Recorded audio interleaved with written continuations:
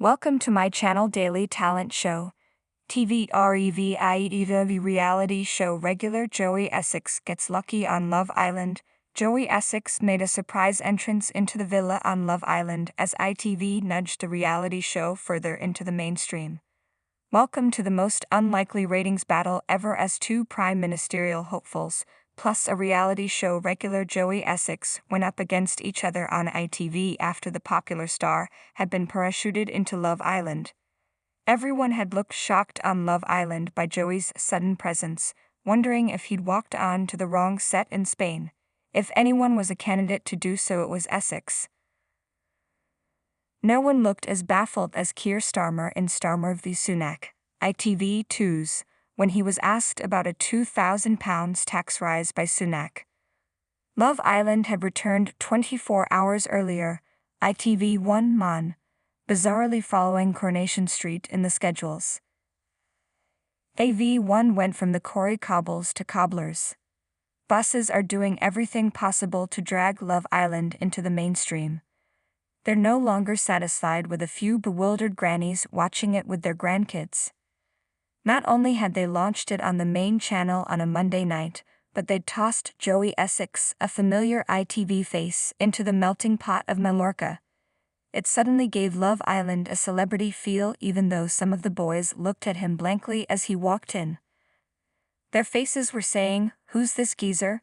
Well, he's just spoiled your 8-week holiday," as he did later for Sam, the contestant who got dumped.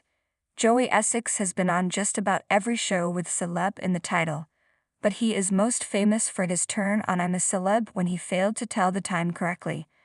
Now he's going up against a sweet seller and models. For once, he might have the edge. It was all ITV this week as we also celebrated a winner of BGT who wasn't resorting to the comedy value of a high-vis jacket. In Britain's Got Talent final, ITV Sun, Sydney Christmas, What's in a Name? Smashed her final number, leaving her audience mesmerized by another belting rendition. Christmas has a formidable talent which, if harnessed properly, will make her an international star. Let's just hope she gets managed properly and gets the recording contract or lead in a West End show that she craves and deserves. And who didn't feel touched by her winning speech? In heartfelt fashion, she told her fans, "I have felt an overwhelming amount of love since it started, and I just hope everyone can feel this one day." What a selfless thing to think about at a time like this. Sydney impressed from the first moment she appeared on the BGT stage, and said, "And my middle name is Mary. Not Merry Christmas?" asked Alicia. "No, of course not," jerked Sydney. This has been one of the better series with a variety of good talent. Our producers did milk it, putting us through 5 semifinals. Try doing that in the FA Cup. The last time I looked, semi meant half, not just a string of finals. It smacked of overkill, but I suspect BGT advertisers will be singing, "We wish you a Merry Christmas." After Palin Portillo, Anton Giovanni, Rylan Rinder, Myri, and Kalman, TV now gives the ultimate gift to travelogue shows. Dick and Angel. In Secret France with Dick and Angel, Channel 4, Sun. The Escape to the Chateau stars tried to leave no stone unturned on a trip to the Provençal capital of Marseille.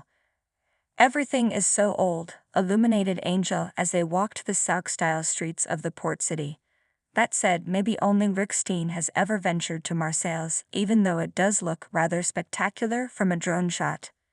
Dick and Angel were probably the jolliest couple to do a travelogue this year, bumping along in a Citroën 4CV, which is obviously twice as exciting as a 2CV. Dick Strawbridge MBE is of course a man-mountain of knowledge on his own, which he generously shared with his wife as they looked down on the famous, imposing Marseille Cathedral. Is it a hit?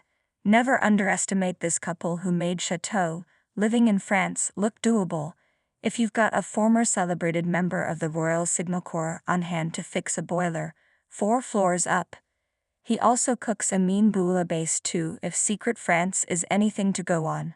Finally, the excellent Football Cops, C4, Mon, was a show we shouldn't have to watch.